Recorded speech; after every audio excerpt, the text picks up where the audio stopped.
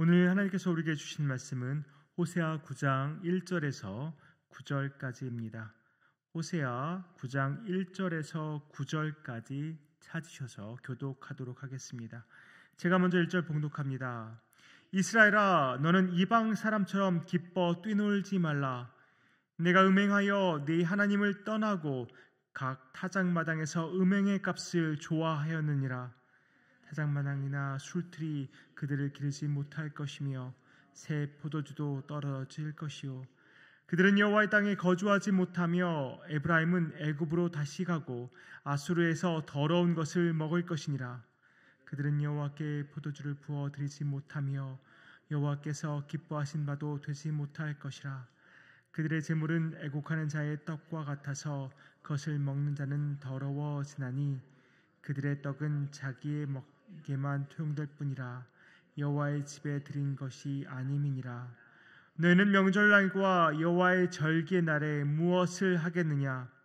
보라, 그들이 멸망을 피하여 갈지라도 애굽은 그들을 모으고 노브는 그들을 장사하리니 그들의 은은 귀한 것이나 찔레가 덮을 것이요, 그들의 장막 안에는 가시덩굴이 퍼지리라. 형벌의 날이 이르렀고 보응의 날이 올 것은 이스라엘이 알지라. 선지자가 어리석었고 신에 감동하는 자가 미쳤나니 이는 네 제약이 많고 네 원한이 큼이니라. 에브라임은 나의 하나님과 함께 한 파수꾼이며 선지자는 모든 길에 친 새 잡는 자의 그물과 같고 그의 하나님의 전에는 원한이 있도다. 같이 읽습니다. 그들은 기브아의 시대와 같이 심히 부패한지라. 여호와께서 그 악을 기억하시고 그 죄를 벌하시리라. 아멘. 오늘 본문의 문맥을 살펴보면 초막절을 연상하게 됩니다. 초막절은 그야말로 기쁨과 즐거움이 가득한 날입니다. 하나님께서 베풀어 주신 은혜에 감사와 찬양을 하는 날입니다. 어떻게 보면 축제와 같은 날이죠. 풍성한 수확을 기뻐 뛰노는 그런 아주 감사와 은혜가 넘쳐나는 날입니다. 이 기쁜 날 호세아 선지자는 뭐라고 말합니까? 1절 제가 세 번역으로 읽어드립니다. 이스라엘아, 너희는 기뻐하지 말아라. 이방 백성들처럼 좋아 날뛰지 말아라. 너희는 하나님에게서 떠나서 음행을 하였다. 너희는 모든 타작마당에서 창녀의 몸값을 받으며 좋아하고 있다. 기쁨이 가득한 날인데, 감사와 찬양이 가득한 날인데 기뻐 뛰놀지 말라고 말합니다. 왜 기뻐 뛰놀지 말라고 말합니까? 앞으로 일어날 일들을 보면 기뻐할 수도 없게 되는데 2절과 3절입니다. 타작마당이나 술틀이 그들을 기르지 못할 것이며 새 포도주도 떨어질 것이요, 그들은 여호와의 땅에 거주하지 못하며 에브라임은 애굽으로 다시 가고 아수르에서 더러운 것을 먹을 것이니라. 풍성한 수확을 기뻐해야 하는데 오히려 먹을 것도 없고 마실 것도 얻지 못하게 된다고 예언합니다. 그뿐만 아니라 강대국의 포로로 끌려가서 노예 생활을 하게 될 거라고 예언합니다. 이스라엘 자손들이 이렇게 심판과 저주를 받아야 하는 이유가 무엇입니까? 바로 그들은 하나님을 떠나서 음행을 하였기 때문입니다. 타작마당에서 음행의 값을 좋아하였다는 말, 그게 무슨 말일까요? 그들은 풍요와 다산을 기대하면서 이방의 우상들을 섬겼습니다. 이것은 마치 창녀가 몸을 파는 것과 같습니다. 풍년이 들면 타작마당에서 기뻐 뛰노는데 이것이 바로 자기들이 섬기는 이방 신들 때문이라고 좋아하고 있는 모양새인 것입니다. 이러한 모습이 하나님 보시기에는 창녀가 자기 몸을 팔아서 몸값을 바꿔서 좋아하는 모양으로 보이신 것입니다. 그들은 지금 만물의 창조주요 언약의 하나님이며 지금까지 풍성한 은혜와 자비를 베푸신 여호와 하나님은 안중에도 없습니다. 엉뚱한 우상을 섬기면서 모든 것이 그 우상들 때문이라고 착각하는 어리석음과 악함을 그들이 보여주고 있습니다.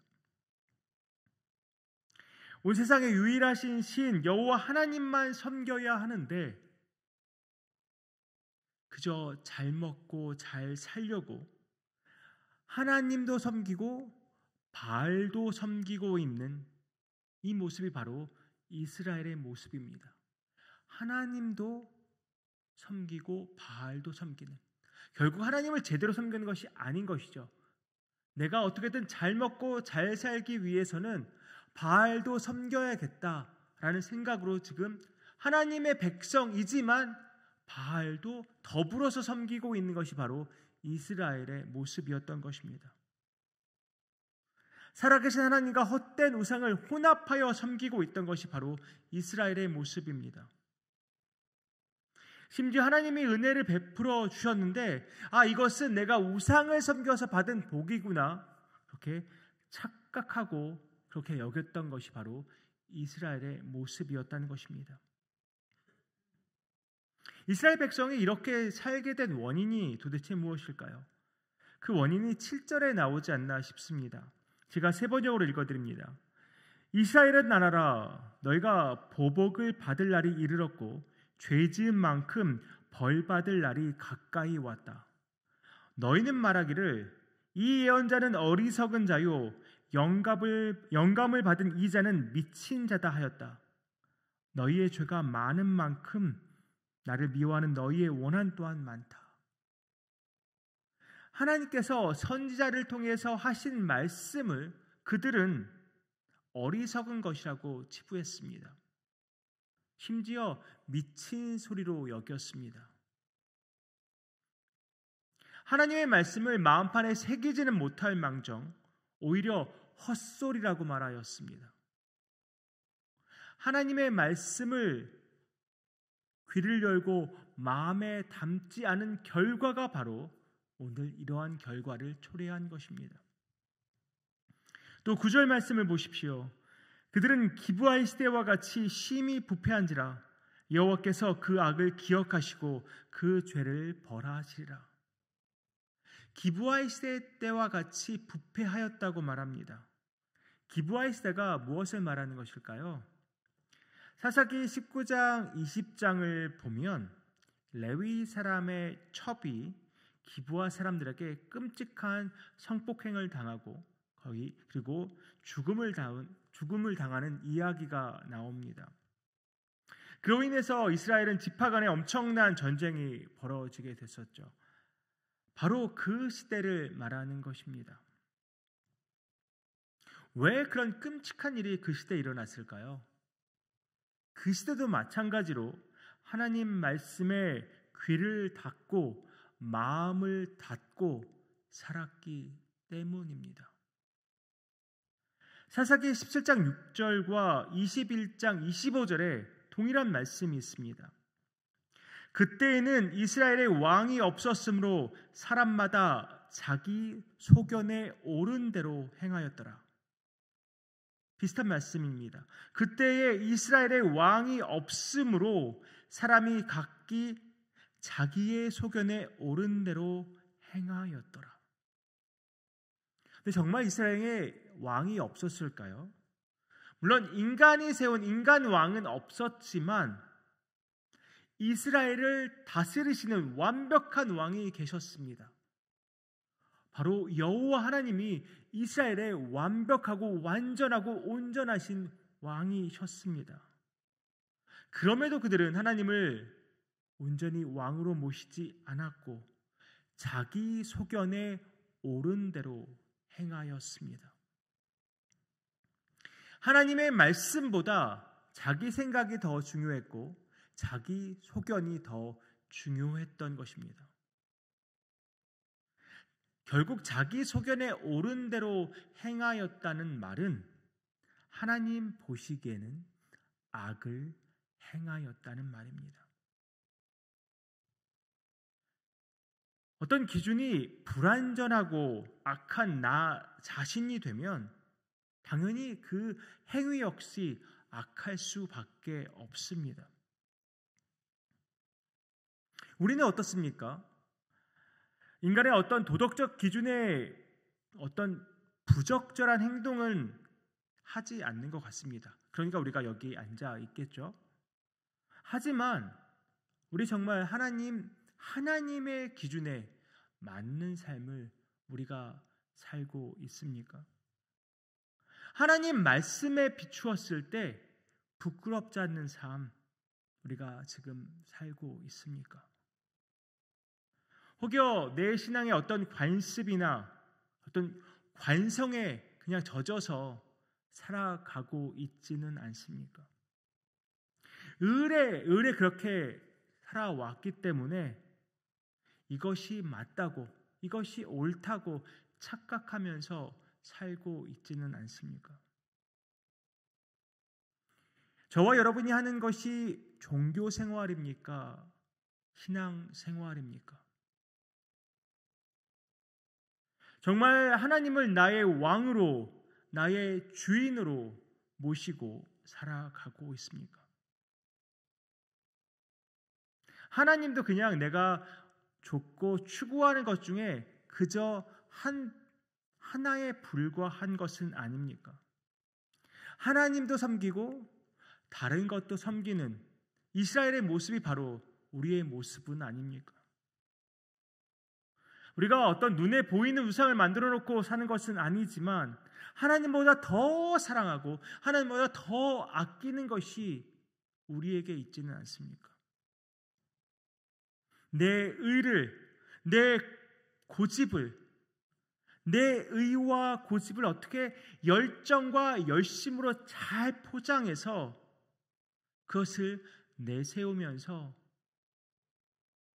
살아가고 있지는 않습니까?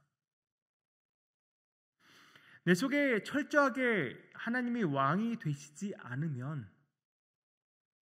악한 본성을 가진 인간은 순식간에 내 소견에 옳은 대로 행할 수밖에 없습니다.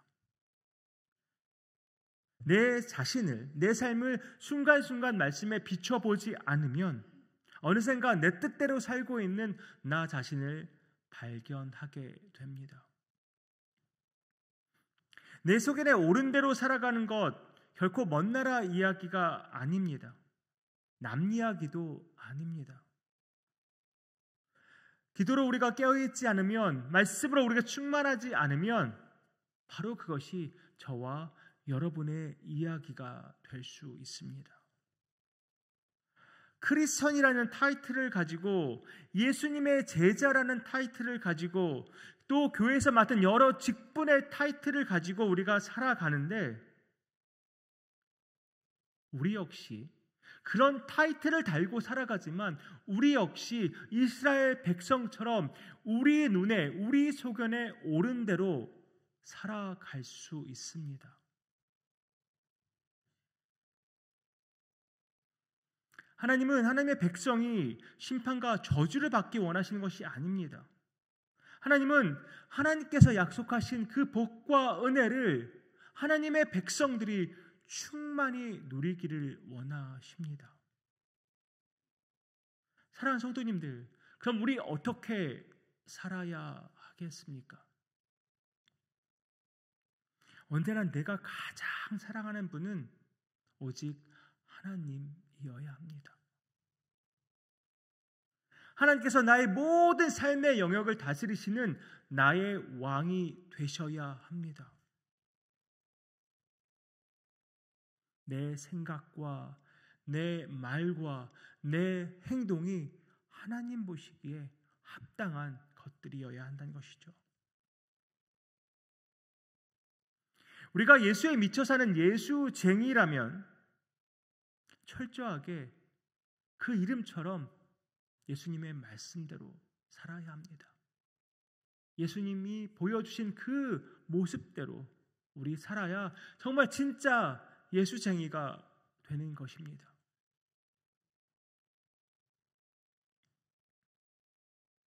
내 의, 내 고집, 내 생각, 내 지식은 다 내려놓고 오직 주님의 말씀대로 사는 것, 그것이 우리가 살아야 할 방법입니다. 개인과 가정과 또 생업의 현장과 또 교회 사는 모든 사역에 언제나 기준은 하나님의 말씀이어야 합니다. 내 생각이 아닙니다. 내 경험이 아닙니다. 내 지식이 아닙니다.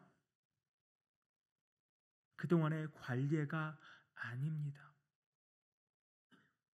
내 삶을 다스리시고 내 삶을 주관하시는 분은 나도 아니고 세상도 아닙니다. 오직 여호와 하나님이십니다.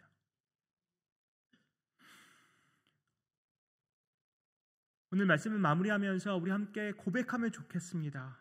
우리 마음속으로 한번 고백했으면 좋겠습니다. 내게는 왕 대신 하나님이 계심으로 하나님의 눈에 옳은 대로 살겠습니다. 하나님 말씀대로 살겠습니다. 나는 여호와 하나님을 왕으로 모시고 살고 있습니다. 그러니 나는 하나님의 눈에 옳은 대로, 내 눈에 옳은 대로 살아가는 것이 아니라 하나님의 눈에 옳은 대로 살아가겠습니다. 하나님의 말씀대로 살아가겠습니다. 이렇게 결단하면서 오늘 하루, 아니 평생을 살아가는 저와 여러분 되기를 간절히 소망합니다. 기도하겠습니다. 아버지 하나님, 주의 진리의 말씀, 그 능력의 말씀을 마음에 새기지도 아니하고 귀를 닫고 거부했던 이스라엘 백성들의 모습을 봅니다. 그것으로 인해서 그들이 당했던 모든 결과들을 봅니다. 아버지 하나님, 두렵고 떨림으로 우리 자신을 돌아봅니다. 우리는 어떻게 살아가고 있습니까? 내 소견대로 살아가고 있지는 않습니까? 내 소견에 옳은 대로 살아가고 있지는 않습니까? 내 생각이 다 맞다고, 내 의견이 다 맞다고, 내가 살아왔던 것, 그것이 다 옳은 것이라고 주장하며 살아가고 있지는 않습니까? 아버지 하나님, 내 삶에 오직 주님만 왕이 되어 주시옵소서. 내 삶을 다스려 주시고, 내 생각을 다스려 주시고, 내 입술을 다스려 주시고, 내 행동의 하나하나를 주님 다스려 주시옵소서. 말씀대로 살아가기 원하고 예수님대로, 예수님이 우리에게 보여주신 그 본대로 살아가기 원합니다. 예수님처럼 살아가기 원합니다. 주님, 진정한 예수쟁이로 살아가기 원합니다. 주님, 함께하여 주시옵소서. 이 모든 말씀 예수님의 이름으로 기도하옵나이다. 아멘.